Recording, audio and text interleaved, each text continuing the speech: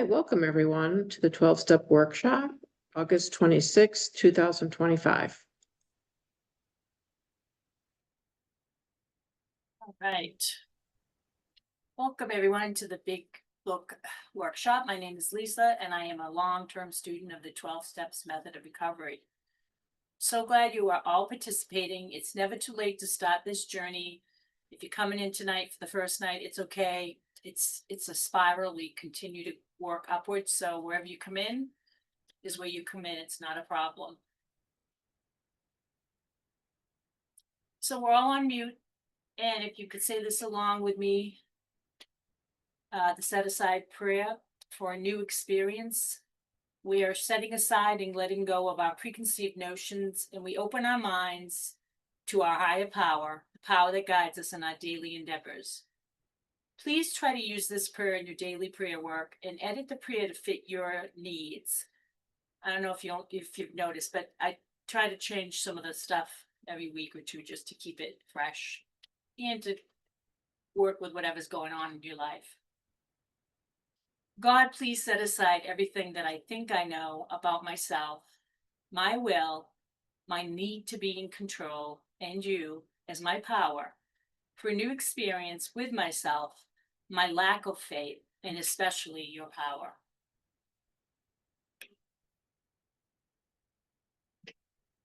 Please join me in the serenity prayer. God, grant me the serenity to accept the things I cannot change, the courage to change the things I can, and the wisdom to know the difference.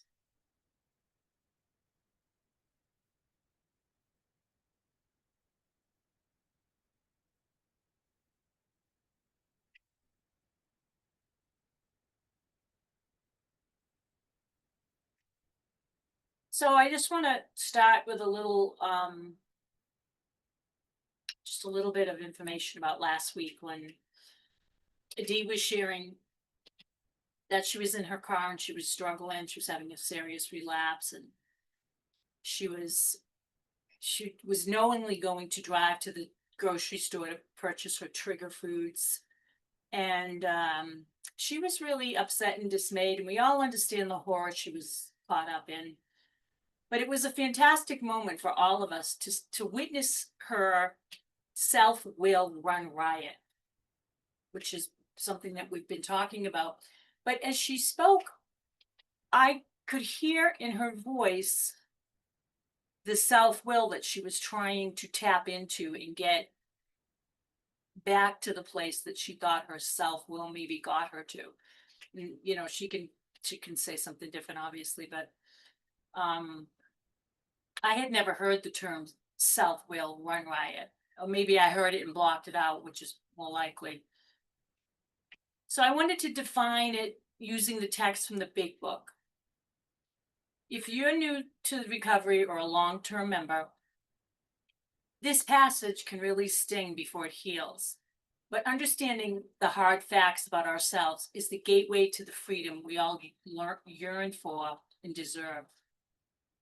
On page 62, Bill says, "We are driven by 100 forms of fear that stoke the flames of self-will run riot. In order to avoid our fears, we try manipulating situations to better suit our needs. Yet that need to control and manage addictions, people, and situations is an exhausting and fruitless venture. When we work the fourth step, we write an inventory of our fears, describe how they impact us, and work with our step guide to let many of them go. We can't control everything, but God can. Recovery is a lifetime journey, and battling self-will run riot is a never-ending endeavor. It never goes away. Luckily, step 3 offers us a solution. Step 3 says, made a decision to turn our will and our lives over to the care of God as we understood him. When we recognize that our self-will has run riot, we can turn to step 3 again and again. This step allows us to relinquish our need for control and give that control to our higher power, who wants us to remain abstinent, happy, peaceful, and free. Whether our higher power is God or something else, it won't self-sabotage us. Instead, it will support us and take that 1,000-pound weight of worry off our shoulders. It is a healing relief to remember that we aren't in charge of the universe. When we find our self-will taking over, the third step prayer can really help. When I think of that term, self-will run riot, I see myself as a wild, reckless person who's trying to control everything around me, and it's not working in the least. This was me. I was playing God. I was trying to control the show, the actors, the beginnings and the endings. It never went away. It never went my way. And as a result, I never truly got abstinent. I just existed. This was an awful feeling. In my despair, I reached out to my sponsor finally, who had me repeatedly read page 62 of the big book over and over again until it finally clicked. So if you're struggling with your self-will run riot, find page 62 and just keep going over that page over and over again till it really sticks in our brains, because our brains don't want to hear it. They want their way too.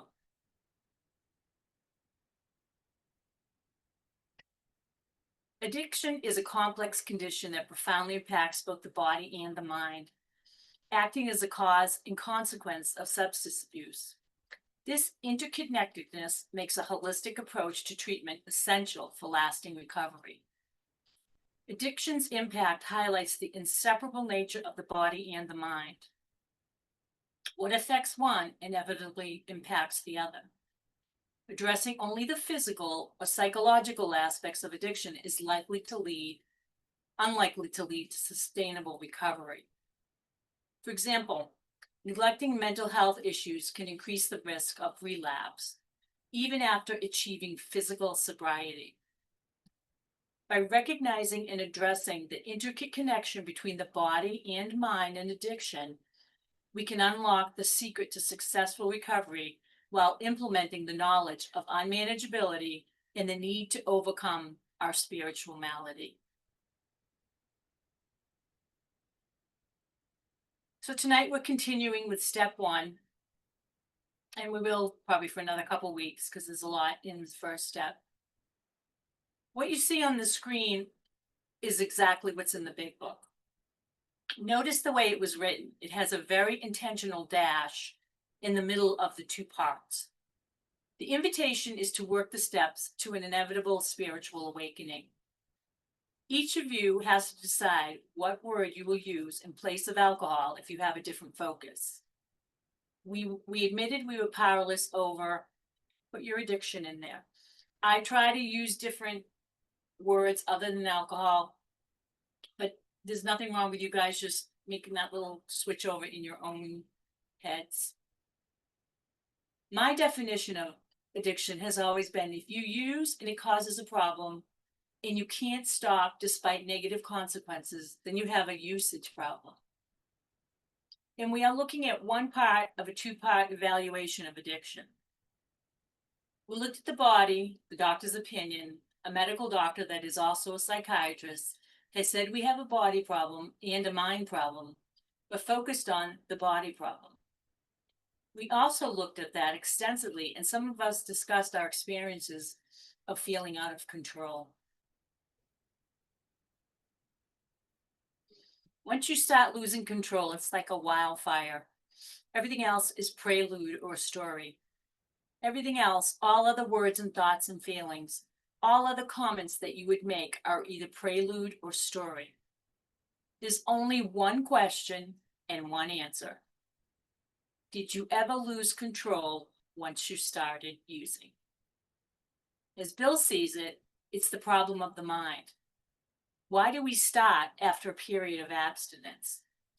What is it that is operational inside of us that doesn't allow us to manage and control and continue our abstinence? The answer is the key to the minimization or the elimination of the suffering in our lives.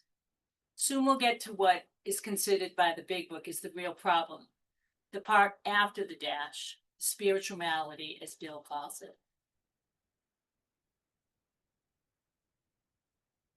Unmanageability, here in the first step, you can see that the dash is not an and.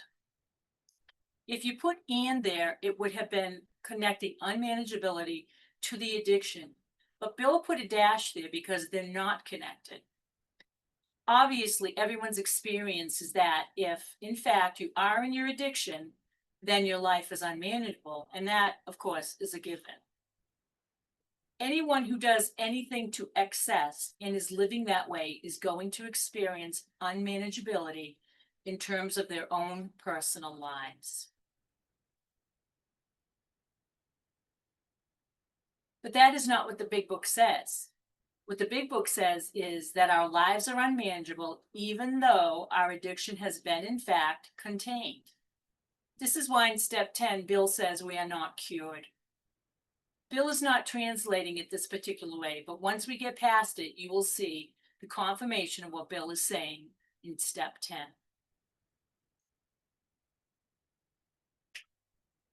Bill tells us we are placed in a position of neutrality. We have entered the world of the spirit, and we've commenced this way of living as we clean up our past. But we are not cured. We do have a daily reprieve from our addiction and from the obsession. We're going to be looking at that deeply here in the problem of the mind. Our daily reprieve comes because we treat our unmanageability, the spiritual malady, with our spiritual shield that makes us invulnerable to the attack of the obsession and the delusion. These words may seem to have very little meaning right now, but they will have a lot more meaning in a couple of weeks as we excavate what Bill says in the big book about powerlessness. We have likely become brain dead to the word powerless. We hear it a lot in the meetings, we read it in the books, and it's just very attached to addiction. Substitute a word or phrase that gives more bite from your point of view if you need to. You could use the term no choice, which means that once I start, I have no choice and I will continue. Once I stop on my own power, I will not stay stopped because I do not have the power to stay stopped.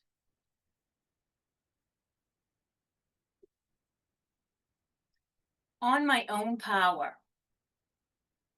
We are going to take a look at this, and Bill's very clear self-knowledge of the dynamics that we are going to discuss will not help you in the sense of a resolution to the obsession.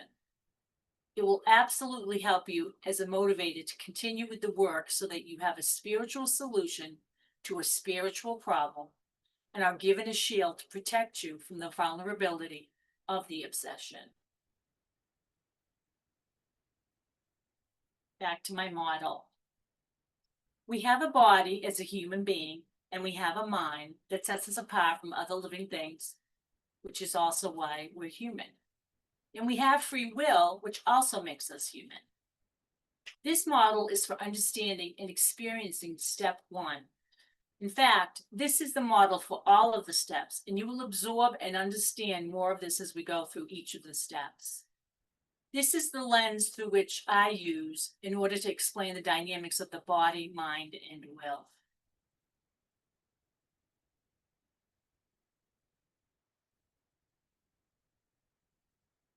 I did the steps for a long time before I understood this concept. I'd say my addictions are partly my body, the cravings, partly my mind, the obsession before the craving, but I didn't connect the dots. With the realization of the role of the will, I was able to then understand the difference between addictive substances and process addiction, especially when paired with the unmanageability. You will be saving lots of time, the time that it took me and many others who were not exposed to this in-depth model of learning. You will easily be able to understand this and incorporate it into your own understanding in a few short weeks.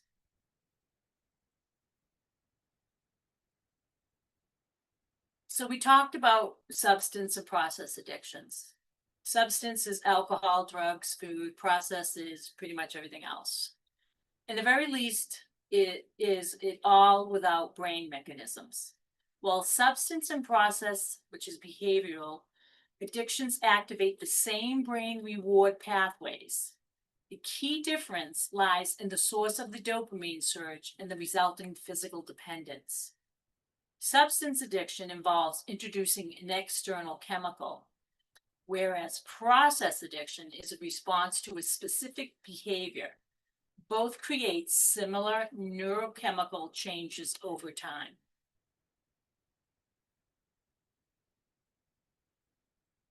So to review, we looked at allergy in the doctor's opinion. Dr. Silkworth stated that there is something wrong with our mind and something wrong with our body. He focused on the body problem, saying abstinence is the only solution to the addiction. Today we're going to look at the mind problem. Bill unpacks it in pages 23 to 43, which we'll go over. Remember the word insane in the big book? In the doctor's opinion, it has a special definition you won't find in a dictionary, and Bill gives a fantastic definition on page 37. Bill means unhealthy thinking.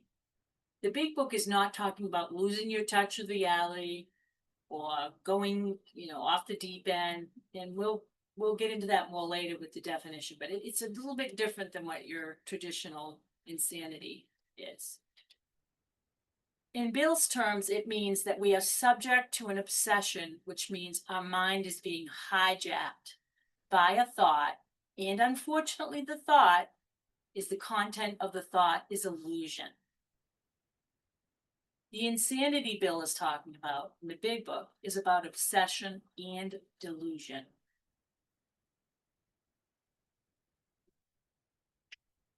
So what does Bill mean by the term unhealthy thinking? Well, unhealthy thinking is that we're subject to an obsession, meaning the mind is hijacked by a thought. And unfortunately, the thought or the content of the thought is delusional, but we don't know that. We don't know, and we can't see that we don't see. We aren't aware that it is a lie. As addicts, every one of us here could be on a scale of 1 to 10. Some of us are more severe and some of us are not as severe.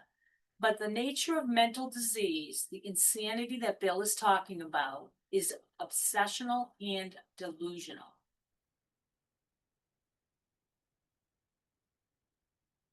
So a thought that takes possession of us without our consciousness and without our permission. Delusion is a thought whose content is a lie. The most common example that we hear about in meetings is about insanity. And insanity can be defined as doing the same thing over and over again and expecting different results. That thought is the obsession. We really actually believe it. The idea of the thought that it will be different, meaning better, is the lie. A delusion that comes out of all three of the people who contributed in a confluence back in the 1930s to the origination of the Alcoholics Anonymous.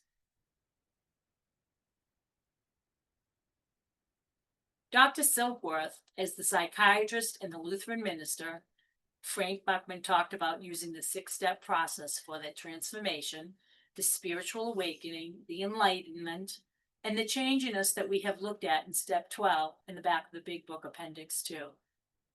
In a few weeks, we will take a look at unmanageability, the problem of the will, the spiritual malady. Carl Jung was the first person to send somebody who had an alcohol addiction to find a spiritual experience. Bill calls Jung the spiritual father of Alcoholics Anonymous. Carl Jung was a psychiatrist and student of Freud. Fortunately, Carl Jung was the person that Roland Hazard was introduced to, and Jung had a spiritual orientation in contrast to Freud, and he talked about his spiritual experiences as a solution to the problem. So in step 1, as a recap, a body problem, an allergy that produces the phenomenon of craving, an addiction and a compulsion, and the only solution is abstinence. The problem with the mind is we have a mental defect. There is something wrong with us. There's something wrong with our mind. And it's unique to addicts that we are hijacked by an obsession, by a lie that we do not believe is a lie. We really believe the lie is the truth. And the only solution is to wake up and see reality with a relationship with power, which gives us sane, healthy thinking based in reality.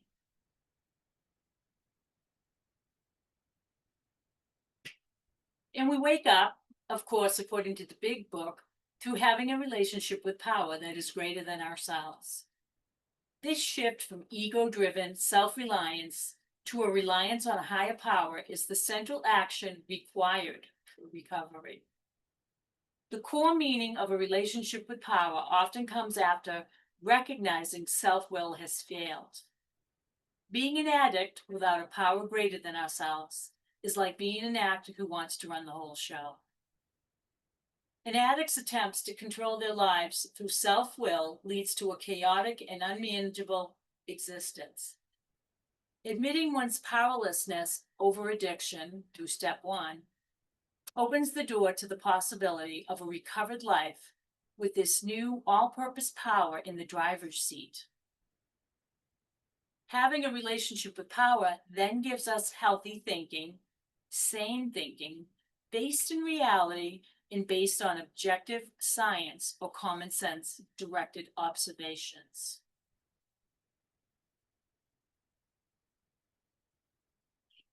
So when we look at pages 23 to 35, beginning with Bill saying that if the body were the problem, then we would just stop. And all of us have an experience of stopping for a period of time and know how that works out. We have all stopped for a period of time, which may have been a weekend, a week, a month, years. But the point is, we have certainly all had this experience before we came into the program, or even after, of not being able to stay stopped. Bill says that is the real problem. Maintaining sobriety requires an ongoing effort, and it's not uncommon for people to make progress, suffer a setback with a relapse, then continue on the path forward again. Addiction relapse statistics indicate that 40% to 60% of people with substance use disorder will have a relapse after a short or long-term period of abstinence from drugs and alcohol. But we have to ask, why do we start again? Why do we take that first addictive drink? This is just water, but why do we take that first addictive drink? What makes a food addict take that first bite of forbidden addictive food? Why does a person with gambling addiction or debtors addiction buy those lottery tickets, call that bookie, go to the casino, bet on football games, but buy things they can't afford? Why does a love addict or sex addict engage in a flirty conversation when they know they are in a committed relationship and they know their next victim is wearing a wedding ring? We have obsessive thoughts about someday beating this losing game. Then we do what we don't want to and don't do what we want to. I believe the thoughts that there will be a different outcome this time, but it doesn't matter because I still lose control once the addictive malady gets a real good hold on me, along with the obsession that somehow, someday, I will beat this game. We also have another sense that we are abnormal and we are desperate to try any cockamamie treatment that we hear about, not to mention trying therapy, religion, prayer, meditation, education, supplements, vitamins, everything and anything. Bill says at the bottom of page 24, if you are a real alcoholic or a real addict, you have lost control. Every alcoholic at a certain point will pass into a state where the most powerful desire to stop is of absolutely no avail to stay stopped, or not be able to stop once you begin again. Addicts have lost the power of choice in their drug of choice. They are powerless lack choice, their false willpower becomes practically non-existent. They are unable at certain times to bring into their consciousness with sufficient force the memories of the suffering and humiliation of just a short week ago or a month or even just last night.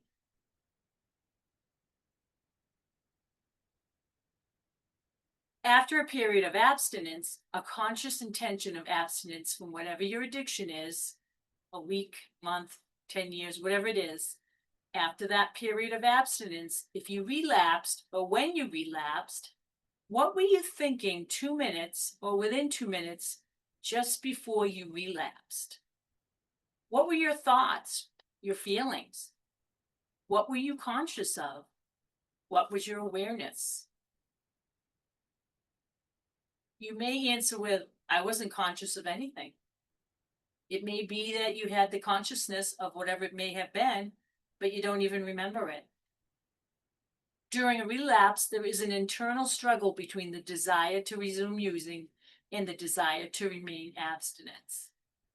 Remember the wolf story, the two wolves? Signs of a mental relapse include craving a substance, thinking about people, places, things associated with one's using in the past, exaggerating the positive aspects of past use, and or minimizing the consequences of past use. There's lying, bargaining, trying to plan ways to use while still maintaining control, seeking opportunities to relapse, and planning a relapse. If I could think about it and think it through, I would surely have power. If you knew better, you'd do better, right? No. Sorry, this is not true. This is powerless. There is no choice. And I really need you to hear this deep down in your soul. You've got to embrace this. There is nothing that you can do. You have got no choice. This is addiction. There's nothing else like it. You can prepare yourself. You can do the preconditions for grace. But even the big book says you are not going to get it until you finish your 9th step. We will eventually reach what Bill calls a position of neutrality.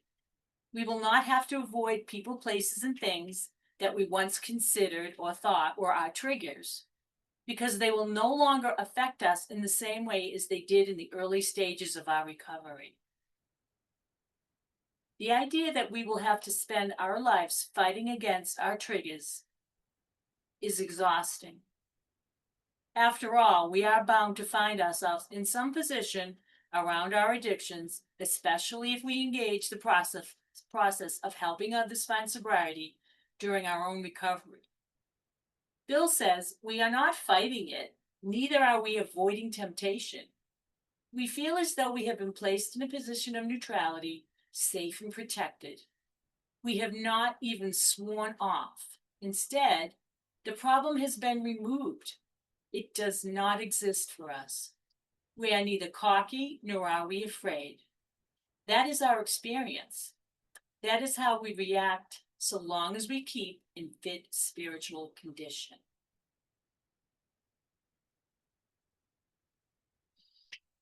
So on page 24, Bill talks about an innate reaction in the automatic defense that keeps us from putting our hands on a hot stove.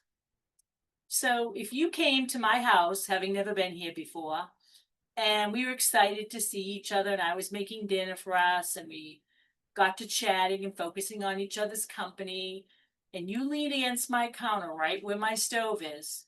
The stove is on, you didn't notice that it was, and you put your hand on that red hot burner, you would surely be startled. You would then immediately remove your hand with a screech. Later on, when you came for a second visit, you would be sure to know where that stove is and know whether it is on or off. Would you touch it again?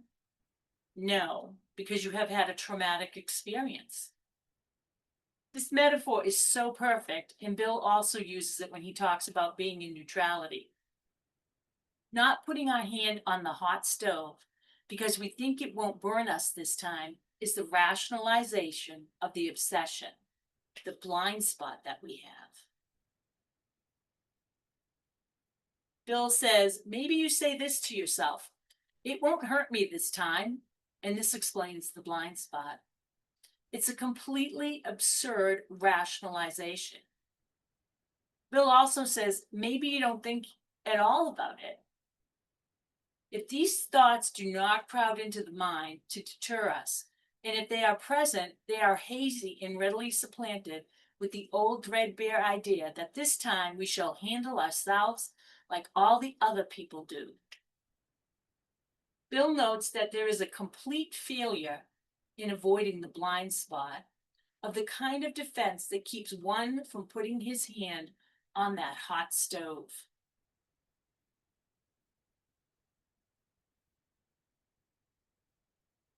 And we are without defense against the first usage, the first drink, the first bite, the first poor relationship.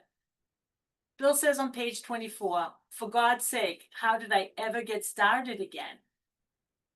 He goes on to say, when this sort of thinking is fully established in an individual with addictive tendencies, they have probably placed themselves beyond human aid, and unless locked up, may die or go permanently insane. Which, interestingly, this is what Bill overheard from Dr. Silkworth when he was with Lois in the hallway of Bill's hospital room. And Bill drank again anyways, because that information is not going to be enough to prevent a relapse. What were you thinking? What were you aware of 2 minutes before you broke down? What were you conscious of before your relapse? There is no choice, very little consciousness. This is powerless, no choice. Hear this in your soul. There is nothing you can do.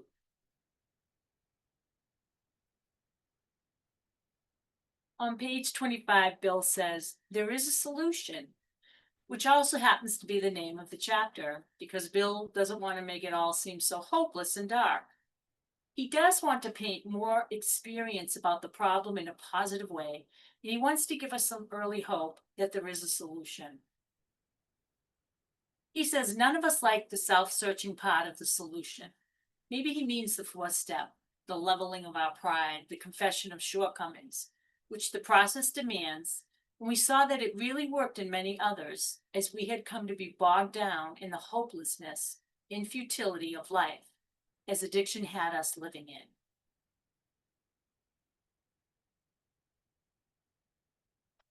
When therefore we were approached by those in whom the problem had been solved, there was nothing left for us to do but to pick up the simple toolbox of spiritual tools that laid out at our feet. We have found much of the feelings like being in heaven, and we have been rocketed into the fourth dimension of existence, over which we had not even dreamed could be possible. Bill says we have to be effective, deep and effective spiritual experiences, which will revolutionize our whole attitude toward life, toward our fellows, and toward our higher powers universe.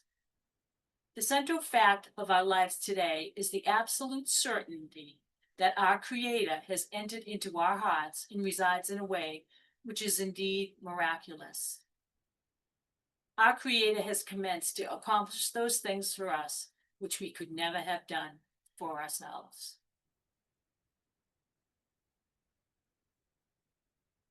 So Bill says you are at a fork in the road. If you are an addict, you're at the fork in the road, and there is no middle of the road solution. There is either the road of addiction and its darkness, or the road of freedom and the light that goes with it.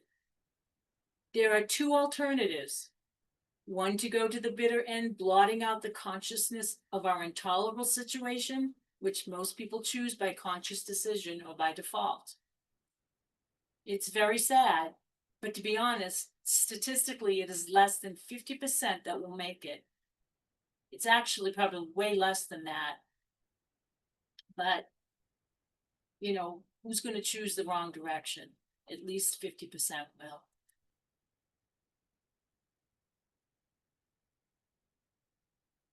Your other choice is to accept the spiritual path.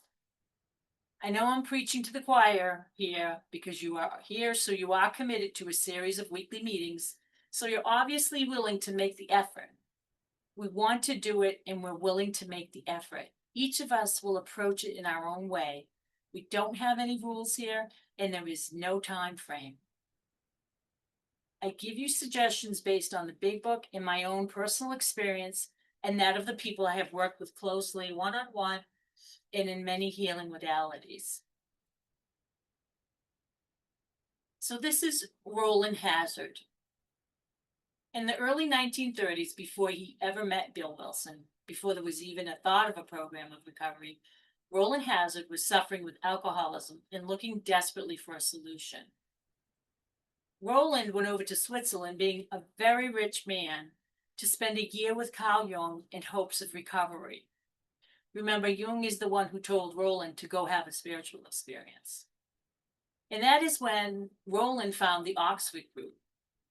He thought if he got some expert information, profound knowledge of the inner workings of his mind and its hidden secrets from Jung, he was convinced he would be fine after working with the second best psychiatrist in the world. At the time, Freud was considered number one. But sadly, Roland relapsed in a short amount of time after meeting with Jung. So back he went again to Switzerland and begged Jung to tell him the whole truth about why he relapsed. And the doctor's response was because, and he said, "You are utterly hopeless." That's on page 26. So Dr. Jung's opinion was that unless Roland would have placed himself under lock and key or to hire a bodyguard to defend him from his impulses, he would have no chance if he wanted to live a long life. Bill then says, this is a free man. He can go anywhere and do anything. He doesn't need to be confined, provided he remains willing to maintain a certain simple attitude. Bill says many of his readers may think they can do without any spiritual help. But he then says to Roland, you have the mind of a chronic alcoholic. I have never seen one single case recover where that state of mind existed to the extent that it does in you. Poor Roland felt like the gates of hell had closed in on him with a bang. He was hopeless and helpless. He had no power.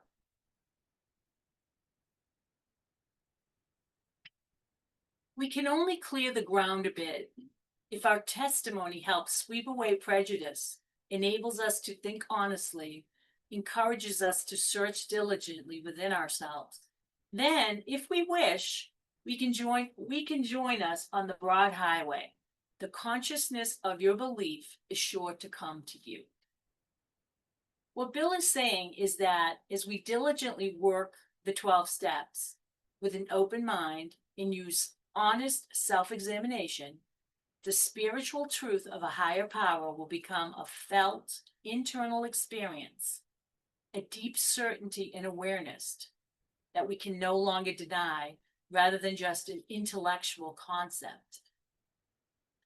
It's about moving from intellectual assent to a profound personal realization of a spiritual reality, a transformation that transforms your perception of life itself. It's a brand new pair of glasses. On page 28, Bill says, here was the terrible dilemma in which our friend found himself when he had the extraordinary experience which made him a free man. We in turn sought the same escape with all the desperation of a drowning man. Another powerful metaphor. I'm sure you remember my quicksand metaphor. This is another fantastic one. For me, when my first perfect marriage crashed and burned, I begged my ex-husband to help me understand what was happening and why he was utterly abandoning me after 30 years. I was desperate and felt completely incapable of depending on myself. He finally said to me, picture a boat and we're out on it, out in the middle of the ocean, and the boat is taking on water. Only one person can stay in the boat and survive, so I'm throwing you overboard. being very dysfunctional, codependent, and lacking faith at that time. I felt that statement from him so deeply, it hurt for a long time. And being very addicted to him, I thought I would literally die if he left me, as awful as he was. Then, in the process of getting closer to my spiritual source, I thought about that story and I realized there was an alternative to the ending, to my ex's story of us. He metaphorically did throw me overboard. He is a sex addict, a narcissist, emotional, physical abuser. But through the strength and power of my creator, metaphorically speaking, I swam to the shore and the beach I landed on was paradise. I am eternally grateful that he threw me overboard. I was on a sinking ship anyways and wouldn't have lasted much longer under his strong arm of destruction.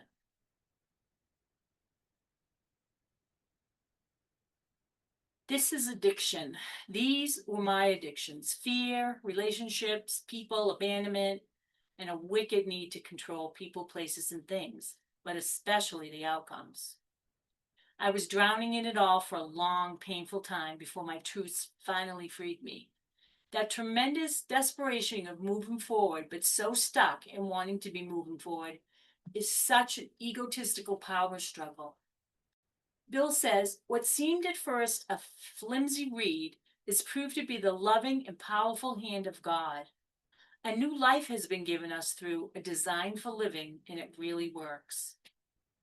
Bill is telling us that there are multitudes of ways that we can discover the power. He says, we have no desire to convince anyone that there is only one way which faith can be acquired. And he continues, it means that all of us, whatever our race, creed, or color, are the children of a living creator with whom we may form a relationship upon simple and understandable terms as soon as we are willing and honest enough to try. Religion, science, and faith have come a long way in the last century. Whatever your definitions are, that is where you should begin. If how you define your higher power is not in line with you and is not enough anymore, it is outdated due to your questioning of what you have been taught or believed in without question, then there is always room for a higher power. We can always make our higher power larger. There are no limitations that can't be overcome through a creator that has no beginning and no end. So at the bottom of page 28, Bill gives us a proverbial roadmap of how the book is going to be organized, much like looking over our shoulders so that we have some comparable context. In the following chapter, there appears an explanation of alcoholism. The chapter is titled More About Alcoholism, because Bill is not done pounding us home with the no choice powerlessness concept. Bill does this so that we can have an actual experience and not just an understanding of this concept. We can read it, but he wants us to live it. Further on in the chapter, clear-cut directions are given showing how we recovered. Again, notice the use of recovered, past tense. He says, as I have paused in a problem of the body and mind, and it has a solution. We have recovered, but we are not cured. But we have been given the gift of abstinence. No, we haven't earned it, as in we haven't done the steps and earned it. We have done the steps as a necessity to finding power. And somehow there is a magical connection. And with this connection to power, we do the steps, and we always do find the power through willingness and grace.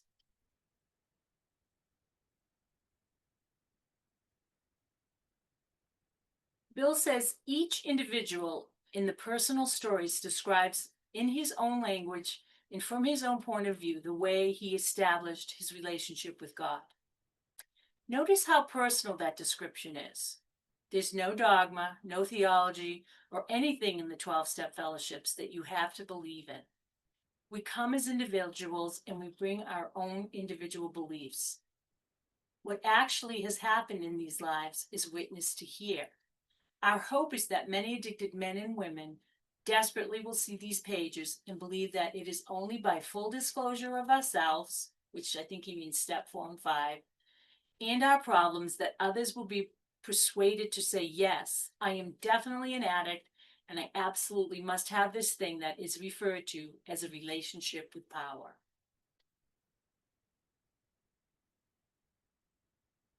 Many people read this material in a meeting, but once again, we become so used to hearing that we become desensitized to the effect it has. Most of us have been unwilling to admit we were even addicts. Ask yourself, am I convinced that I am an addict? This seems like a funny question, but I recall my father not drinking from the age of 64, and after a triple bypass heart surgery until the day he died at 88. If you had asked him if he was an alcoholic, he would have said no. Nothing could convince him, not his outstandingly poor behaviors, his immense amount of consumption, or his times in family court. He just couldn't be convinced. So he died an unrecovered alcoholic, also known as a dry drunk. It was very sad that he didn't find the power. He needed it many, many times. But he still saw his brain disorder as a moral issue.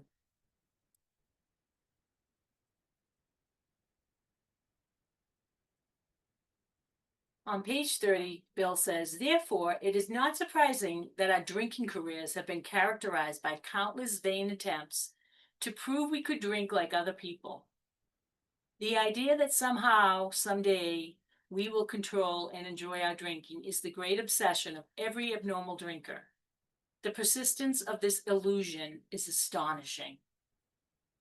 Bill is talking about a common delusion. And what is the difference between illusion and delusion? Well, an illusion is a false, deceptive, or misleading image, idea, or perception that results from misinterpretation of sensory information or from false beliefs. Illusions can involve any of the senses, such as optical illusions, which distort visual perception, or auditory illusions, which cause misperceptions of sound. They can also refer to a false belief or a dream or hope that is not real. Delusions are fixed, false beliefs that conflict with reality. If a person is in a delusional state, they can't let go of their untrue convictions despite contrary evidence. Delusions are often reinforced by misinterpreting events.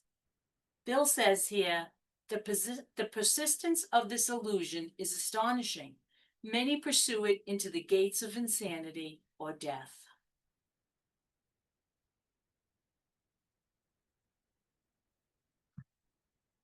On page 30, Bill writes, we learned that we had to fully concede to our innermost selves that we were addicts. This is the first step in recovery.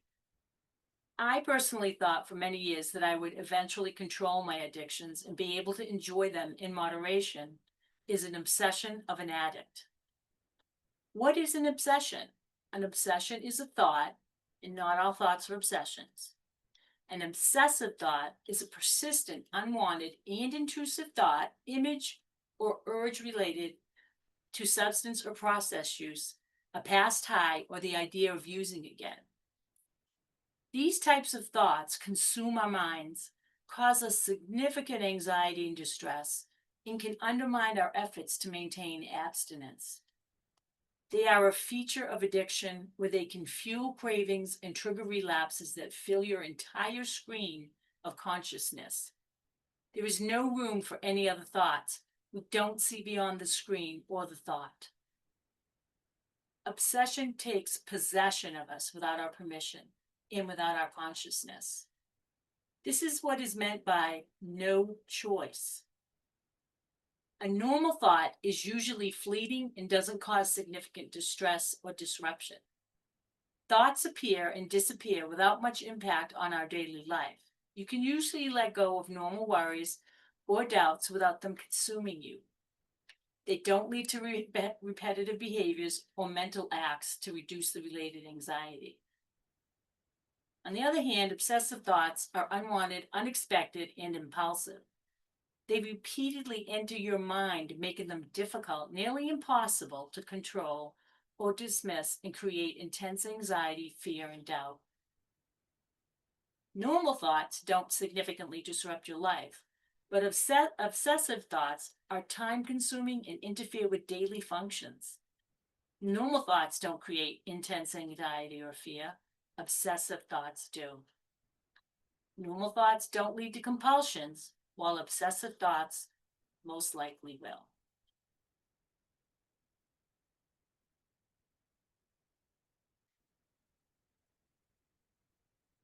The delusion that we are like other people has to be thrown out, which is reminiscent of what he said on page 14.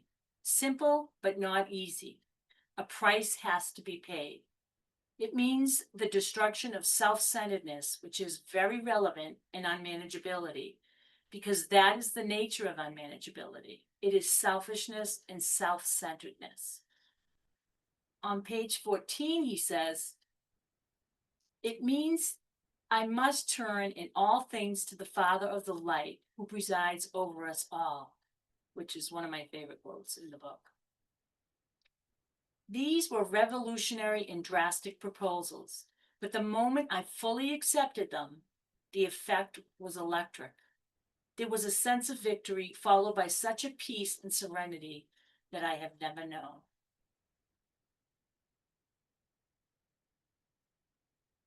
Turning to the light in all things means we need to turn from the darkness to the Father of light. This beginning turn is step 2, where I make a decision that there is light with a capital L, and it is the commitment that I make in step 3 to turn to the light from the darkness. We are addicts that have lost the ability to control our addictions. In fact, we have little, if any, control over anything. I'm sure you've heard the story before about the cucumber that transforms into a pickle. So Mr. Pickle takes a vacation at the Brine all-inclusive resort.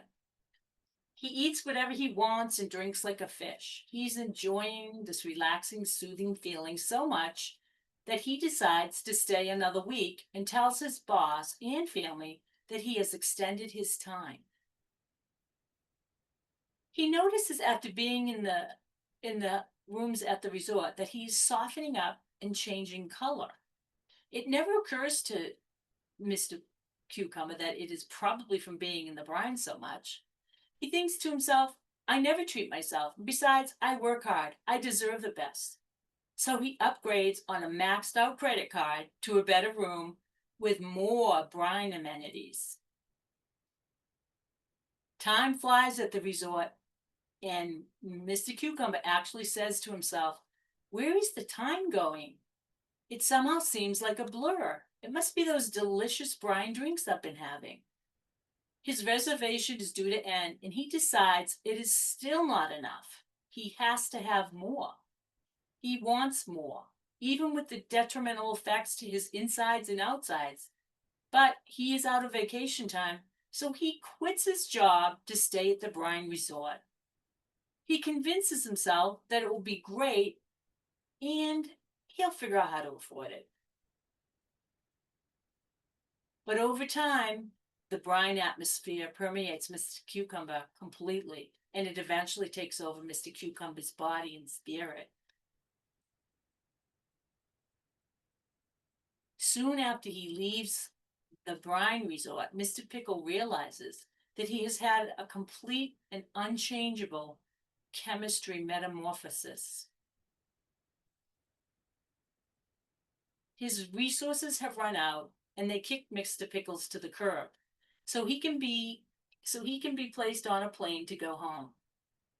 On his ride home, he wonders how long it will take to restore back to a cucumber again. And the answer is never. Once you become a pickle, you will always be a pickle.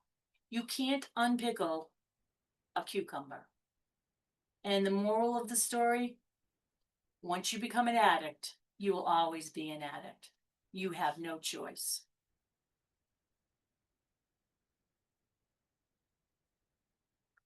On page 34, it says, as we look back, we feel we had gone on using many years beyond the point where we could quit on our own willpower. A true addict in an advanced stage of addiction has scant chance of success. We think few to whom this book will appeal can stay sober or clean anything like a year. What sort of thinking dominates an addict who repeats time after time the desperate experience of that first hit? That desperate experiment of the first drink, the first bet, the first bite, whatever it is, why do we choose it? What must we be thinking? So let's talk about Jim and his story. On page 35, Jim is the car salesman who put a little whiskey in his milk. He has a lucrative life, kids, an inherited car dealership, which is pretty amazing back then because automobiles were just recently invented. Jim is a good salesman. People like him. He's smart, intelligent, and he has a nervous disposition and a little bit of fear. He doesn't even start drinking until he's 35. But in a few short years' time, he becomes violent when intoxicated and ends up in an insane asylum. Jim loses his car business, but begins working for them, and all went well for a time until it didn't. Because Jim didn't enlarge his spiritual life, and so finds himself drunk on half a dozen times in rapid succession.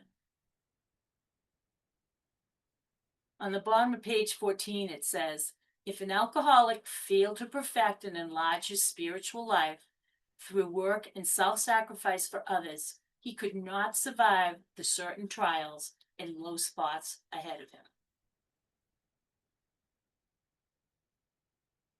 We could speculate that Jim failed because although he finished his steps, he may not have understood that he was not cured, that he had a spiritual malady with a daily reprieve based on prayer, meditation, and contemplation. He has rapid failure. He had no resistance, and Bill and Bob worked with him again. They didn't judge and shun him. They didn't say, well, when you want it bad enough, come back. They just worked with him. That is the fundamental principle. Jim agrees he is a real alcoholic, step one, and in a very serious condition. He knew he would lose everything if he drank again. Astonished, they asked Jim to tell his story, and he says, I came to work on Tuesday. I remember I felt irritated that I had to be a salesman for a concern I once owned. I had a few words with the boss, but nothing serious. Then I decided to take a drive into the country. He gets hungry and decides to stop at a favorite cafe because they have great food, not even thinking of drinking. He says, I sat down at a table and ordered a sandwich with a glass of milk. Still no thought of drinking. So he orders another sandwich and decides to have another milk when suddenly the thought crosses his mind to put an ounce of whiskey in his milk, as he believes on a full stomach it won't hurt him. Although he is conscious of the process he has gone through to get free, he says, I ordered a whiskey and poured it into the milk, which I think is gross, and he says, I vaguely sensed I was not being too smart. His intuition was not enough to override his actions, though. But he says, I felt reassured. I was taking the whiskey on a full stomach. There's the lie. See the obsession and the delusion? He had a sense, but it was overridden. He thinks the food in his stomach is going to make a difference, which is the lie. All the acknowledge and work on the steps and all the fear are pushed aside in favor of that crazy idea that if he could take a drink and if he mixed it with milk, it'll all be okay. The insane idea won out. Next day he would ask, as we all ask ourselves, in all earnestness and sincerity, how did that happen? On page 37, Bill says, we call this plain insanity, and he defines it for us. Bill says, how can such a lack of proportion of the ability to think straight be called anything else? Our reasoning failed to hold us in check. Ultimately, the failure of reasoning in addiction is a complex process where the immediate powerful drive for reward and relief overpowers the brain's weakened capacity for deliberate, rational thought. When we begin to use again deliberately instead of casually, there is little to no effective thought during the period of premeditation of what the horrific consequences might be. This is where the emphasis on the 1 or 2 minutes before you relapse comes in. There is little effective thought during the time of premeditation. What were you thinking before you picked up?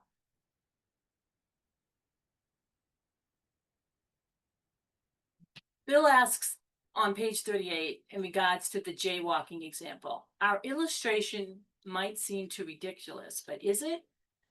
But think about it. This is not about intelligence. It's about a vicarious thrill. Bill says the man gets a thrill out of skipping in front of the fast-moving vehicles. He enjoys himself for a few years in spite of friendly warnings. Up to this point, you would label him as a foolish chap having queer ideas of fun. Luck then deserts him and he gets slightly injured several times. This conduct continues along with his promises to keep off the streets altogether. Eventually, he loses everything and he tries extreme measures to get the jaywalking out of his head.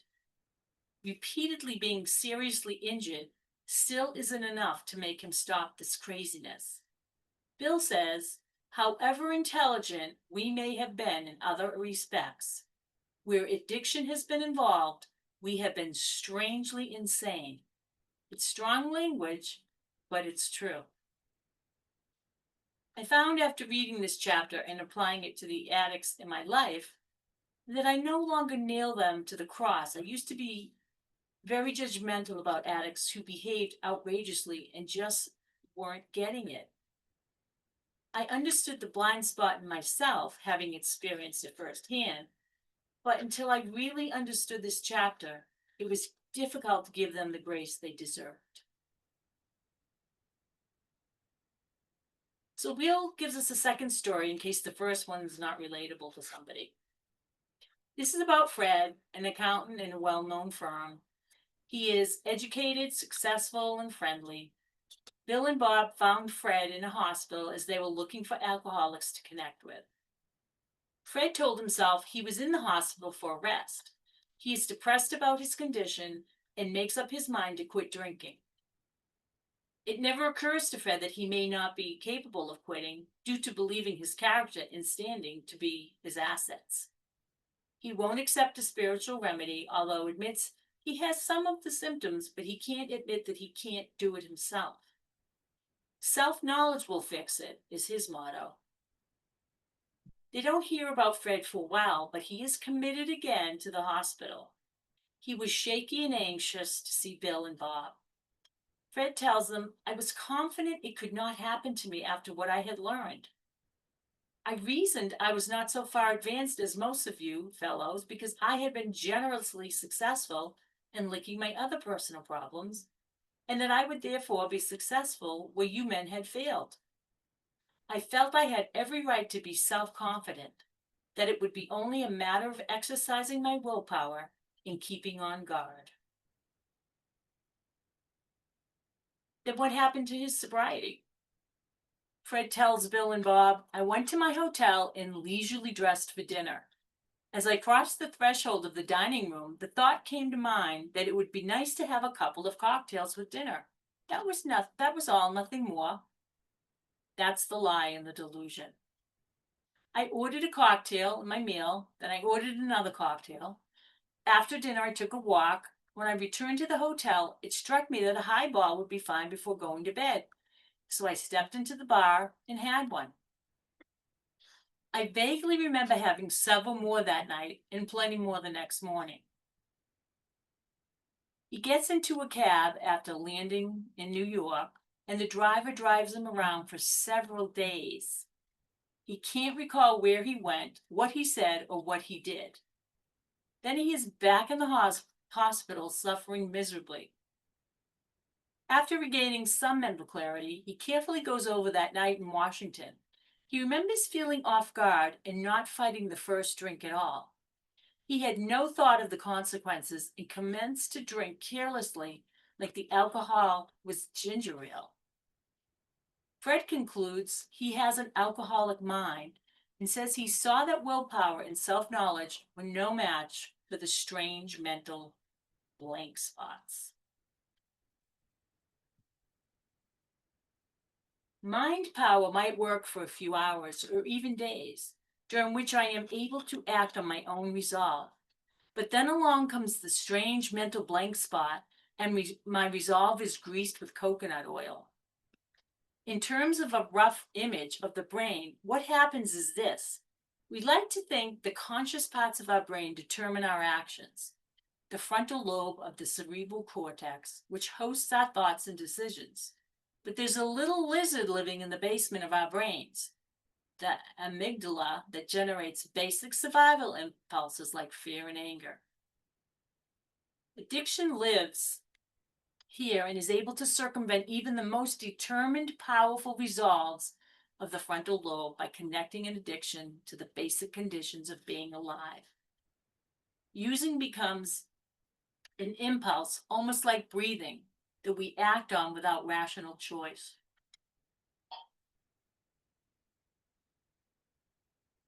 You know there's something wrong with your thinking, and a drink is what you weren't going to do, yes.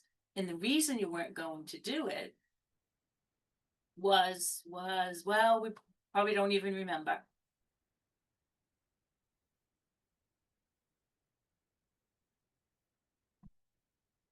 On page 30, Bill says, we learned that we had to concede to our innermost self. This is the very first step in recovery. Bill writes, then they, two members of AA who came to see Fred in the hospital, outlined the spiritual answer and program of action, which 100 of them followed successfully. Fred says he has only been a nominal churchman, that their proposals were not intellectually that hard to accept, and he found the program of action to be sensible but pretty drastic. It meant I would have to throw several lifelong conceptions out of the window. Fred says he had a curious feeling that his addictive condition was relieved, and this proved to be true. Fred noted, quite as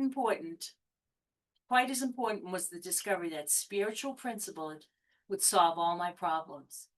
I have since been brought into a way of living, infinitely more satisfying, and I hope more useful than the life I lived before. I would not go back to it, even if I could. Bill says at the bottom of page 43, for most cases, there is virtually no other solution. Once more, the alcoholic at certain times has no effective mental defense against the first usage.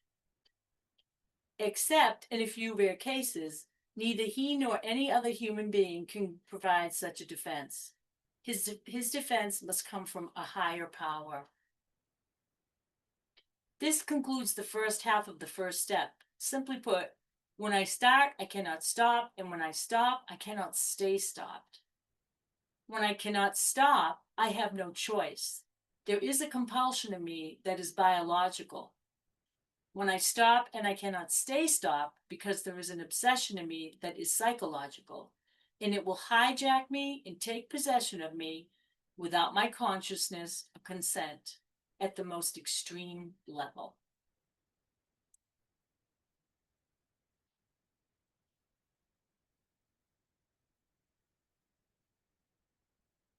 All right. So, any questions, comments, experiences that anyone would like to share?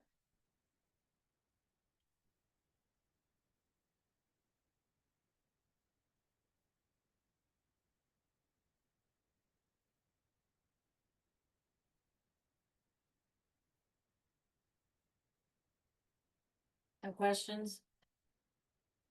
That's fantastic, I think.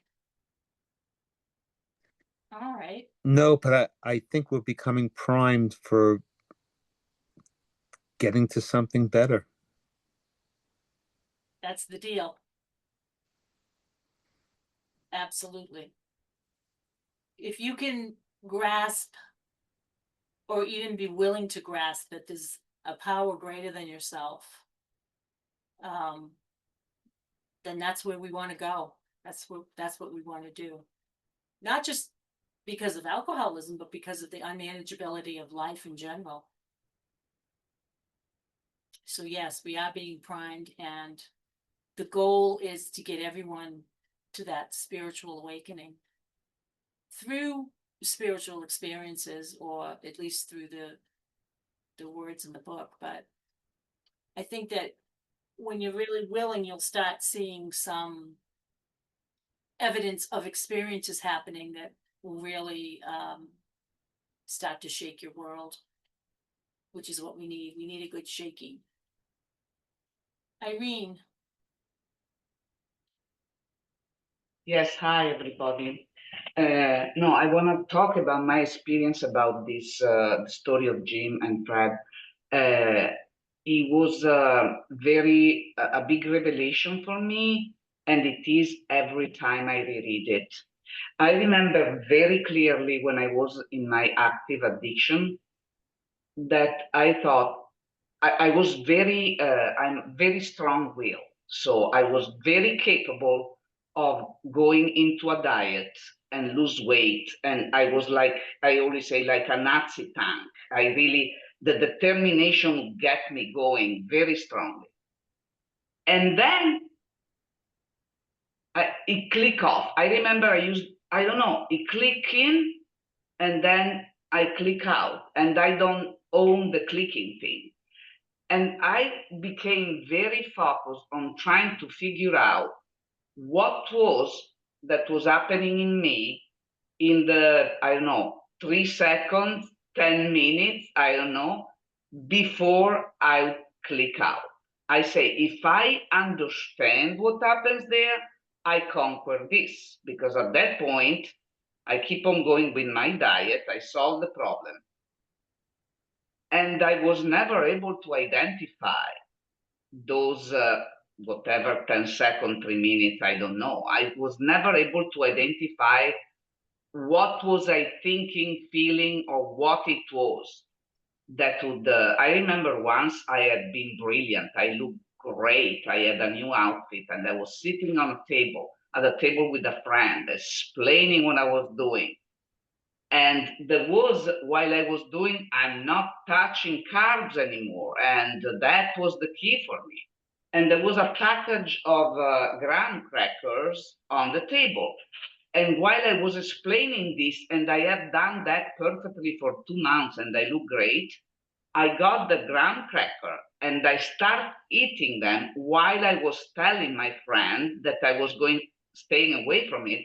And I told her, well, except this moment, but this doesn't count, okay? And it was the end. I mean, from there, I went on. And I remember trying to figure out what happened between when I was saying this thing to my friend. So I was very, very conscious of my willpower doing it, and I was articulating it and grabbing those crackers and putting them in my mouth. And then when I read the Jim and Fred story, I understood there is nothing. It's a blank spot. It doesn't have any content. It just switch off. It just happens because I'm an addict. And the willpower, it doesn't matter how great it is. I do have it, and it's powerful. It doesn't do it. The blank spot arrives, and I am powerless over that. And another thing I understood very well, because now I am in a position of neutrality, and I know sometimes the smell of something, or I'm hungry, or the look of something, and say, oh, don't be nice. But it's a totally different thought. This is a thought I have absolutely power toward. And well, yeah, would be nice, and I don't do it. My plug is not there. So that's not a blank spot. That's a thought. I have a very big strength against that is not mine, but is God's strength that is given to me, and I can apply. While when I was in active addiction, the blank spot did it. There was absolutely nothing I could do. absolutely nothing. So for me, is really a really God-sent awareness, the one that dictated these pages, because only an addict can see that with this clarity. But it seemed to me only an addict that is over the addiction, because otherwise, when I was there, I was still thinking, what is that I can conquer in this thing? You know, it was like, if I can just define it, I'll conquer. Instead, when I was out, I say, oh, wow, I see, there was nothing to conquer. I could not conquer a blank spot. Thank you. Thank you, Irene. You know, it is comforting to know that there are those blank spots, because we can get really close to that moment where we're going to use, and we just don't know how we cross that line. And that can drive us crazy, trying to figure out, why did I do it again? Why did I eat it? It hurts my body, it hurts my mind, or I take a drink, or whatever it is. I keep doing it. And that really takes a toll on the self-esteem. You know, we're like, oh my God, I don't even know why I do it.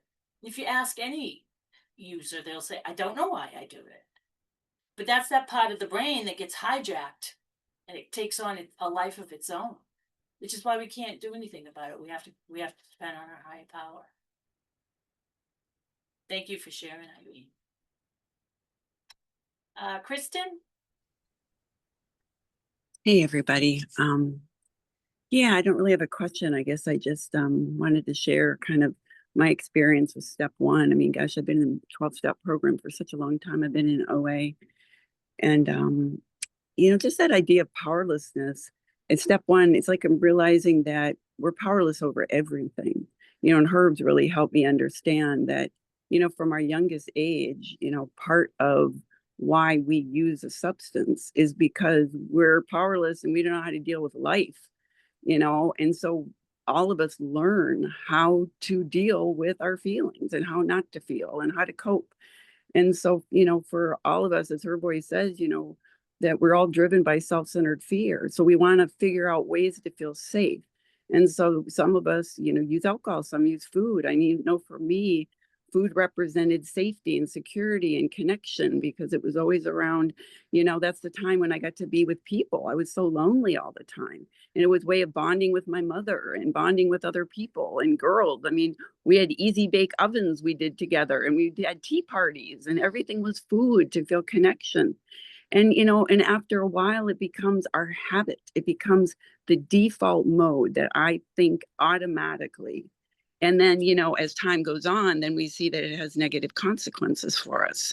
But we're so in it, that we don't know any better. It becomes the default, And so I guess part of my recovery after all these years is that doing this work with the steps and the inventory, and to realize that I could forgive myself, that I wasn't this broken, bad, wrong, sick person, that I was a smart, normal human being that learned ways of coping, but those ways of coping haven't outlived their usefulness for me, and that I got to figure out new ways. And, with food, especially, even Herb said, you guys got it the hardest of all these addictions, because every single day I got to make choices, and I have to, I have to nourish my body with food. I have to. And always room for making poor choices, because I can binge on lettuce if I'm in the space where I just want to numb out.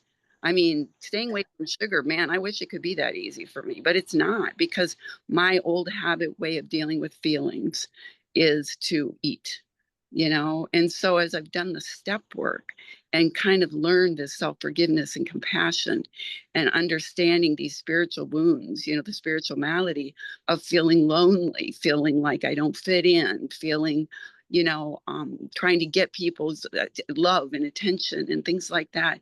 As I was able to understand deep down, how do I heal the spiritual malady? Then, that's why they always talk about the promises don't come through until we complete step 9, because I do all that inner work and are able to have that self-compassion. So for now, for me, an old pattern was when I would eat something, quote, bad, it was like, oh, Kristen, there you go. You're just a loser. You're a rotten person. And I couldn't handle all the shame and guilt. So I used to call it my shame guilt spiral. I'd get into that spiral again and I was back in with food. And it's like I had to cure that shame and guilt spiral. And once I was able to do that, it was like, oh, I made a poor choice. Okay, I can move on. And, and asking that inner guidance of like, how do I be my best self today? And I've learned by doing this step work, what are the principles that I want to live by? I had no clue when I came in here, and what would have God have me be, and those kinds of things. And so it's so hard when you're brand new because everything just feels overwhelming. And you think, if I can just stop doing this and everything's going to be fine. And I guess I realized that I got to heal from the inside out. And that food or alcohol or whatever was a really great adaptive mechanism at one point, but it's not working anymore. And I got to figure out a new way, So I really, and I don't know how many people in our group are new or been in program for a really long time, but I would just say gentleness, compassion, to just realize that this is a lifelong process. And, the more awareness, more practice, as Herb always says, awareness, practice, and really trusting that, even talked about made a decision, that it doesn't necessarily have to be, because everybody's idea of a higher power, but it's almost that decision. He said that I'm going to do this. I'm going to do the work. I'm going to show up. I'm going to do these steps. I'm going to, have this enlightenment, spiritual awakening, whatever you want to call it. And in that process, I can start to think differently, the different lens, and then I can act differently, and I've just seen that for myself. I've got a long ways to go the rest of my life, but I feel so much more at peace with myself, and then I can be that way with other people in the long run, But I really appreciate you doing all this time and service and just reviewing the big book again. And there's just so much wisdom in it. But I just, would love everyone else to share, because I learned from everyone else kind of how they've walked this journey, because it's unique for everybody. So, I think that one of the issues that we still run into is that people think that our addictions have something to do with our morality. When we eat because we're overweight, and we think, oh, people are going to think I'm a bad person because I'm eating, but I shouldn't be because I'm overweight. And there's all these stigmatisms. And, as young children, if you grew up in a dysfunctional home, a lot of times the only joy that we might have felt was from food, where we'd take that food in and we'd know what goodness felt like. So, we're kind of set up at a really young age to experience life the way that we're experiencing it. And it has to be absolutely without judgment, because we did it out of necessity. We ate food that comforted us because people that were supposed to be comforting us weren't comforting us. And nobody can blame a child for doing that. So I think it's always important to convey to people that this is not a moral issue. It's never been, and it never will be. But society still sees it that way. But you can hear just even the comments when people, if you're walking in a busy place and people are talking about other people, and it's like, there's so much shaming and morality being thrown around that it's unfortunate. So, yeah, we go into this and we say, I didn't know any better. I didn't. When I ate a piece of cake when I was 10 years old, I ate it and I felt good maybe for the first time. I wanted more cake. That's pretty simple. So we don't get into the judgment, and we don't harm ourselves further by making it a moral issue. It's not. It's just the way that our lives played out. well, and I like to use the analogy with sponsees is that learn, work, and live in recovery is like learning a new language. Yeah. And it takes time to where, because if you think about learning, people take these immersion programs where they practice every day. They're around people, they live in the culture, they do all these things. And that's why, when you finally get fluent in the language, but then if you come home, and that's why I always tell people about preventing relapse, if I don't continue to practice and, Right. do it every day and make it a way of life, I'm going to lose a lot of what I learned. And so, again, that's why I always say be gentle with yourself, be patient. You're not going to learn how to speak French overnight to where you think in French. Because when we get squeezed, because they get so upset with themselves, I'm like, yeah, but when even people I know, I have another sponsor who's Chinese, and she says, Kristen, when I'm tired, at the end of the day, I can't even barely speak English. And I've been here for 10 years because my default, right, is Chinese. And I think about with my thinking is the same way. When I get squeezed, that halt, hungry, angry, lonely, tired, my default's going to be, oh, I'm feeling upset, whatever. Food is going to make me feel better, right? It's always going to be that default. But now I've got that pause where I can go, oh, that's right. I know that that's going to give me two problems rather than one, and this is not going to help, but it really takes so much patience and just a lot of compassion for ourselves. So if Yeah, anybody, that whole thing, works great until it doesn't. right. And we're always learning, we're always tweaking, we peel the layers of the onion and more will be revealed. And I've found that to be so true too. Yeah. But anyways, but thanks everybody. I really would love to hear from other people as well. Thanks, Kristen. Mark? Yeah, hi. It's kind of interesting. I had an easier time like kind of getting all of the assignments done, but I actually during the session, not going to get into too much detail. It was difficult listening to it for some reason, and it's kind of interesting. But all of that said, I actually probably had my biggest breakthrough since I've been here with you guys, and so I just needed to briefly talk about the homework. When I did the homework and I went through some of the questions, my experience was because of the nature of my particular addiction that I'm working on. While there's some people that kind of beat it completely, a lot of people sort of like gradations or sort of like a gradual thing. And so when I answered the questions, I just kind of realized that I've been dealing with levels of underachieving and not making what I'm supposed to be making really very, very long time. So my answers were kind of one or two sentences because it goes all the way back. Like actually my experience is probably my first addiction, and then the other ones kind of came afterward. And what actually happened while I was sitting here, while I listened to the people that I did hear, and I did have some points like where I think it was my system was just kind of like probably my system didn't want to hear some of the stuff that I was hearing, but the breakthrough that I had, and it's so funny, like I didn't have the breakthrough doing the homework, and I had listened to Herb earlier today, and he was saying one of the things that don't worry about it, and I'm sort of like paraphrasing. Don't worry about it. You'll have a bunch of like experiences if you hang out with us, and I heard that, and I was like, I don't know about that. Like I think maybe in my mind I thought, like maybe probably nothing's going to happen.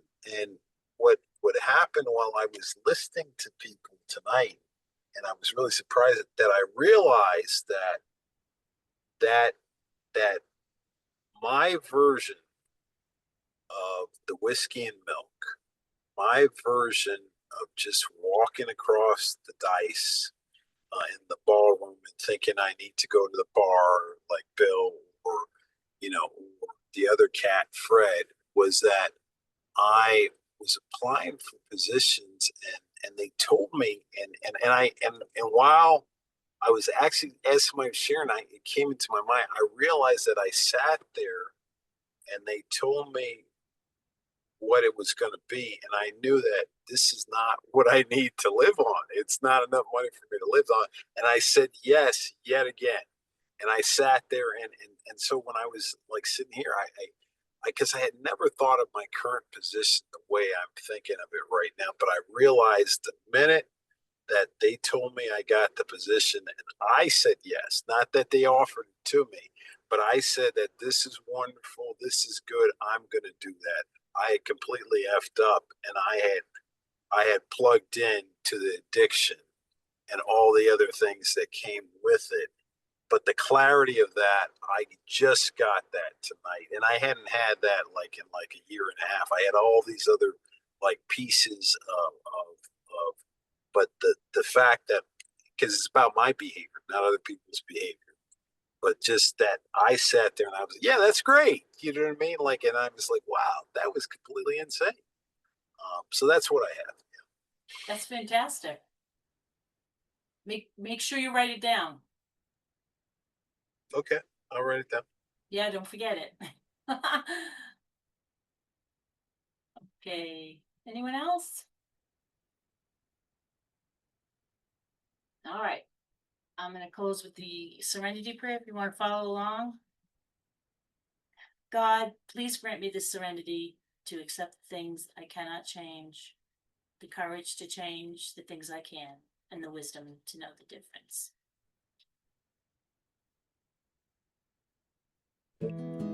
Thank you, Lisa. Thank you, everybody. Thank you. Good night. Thanks a lot. Bye-bye. Thank you, Lisa, very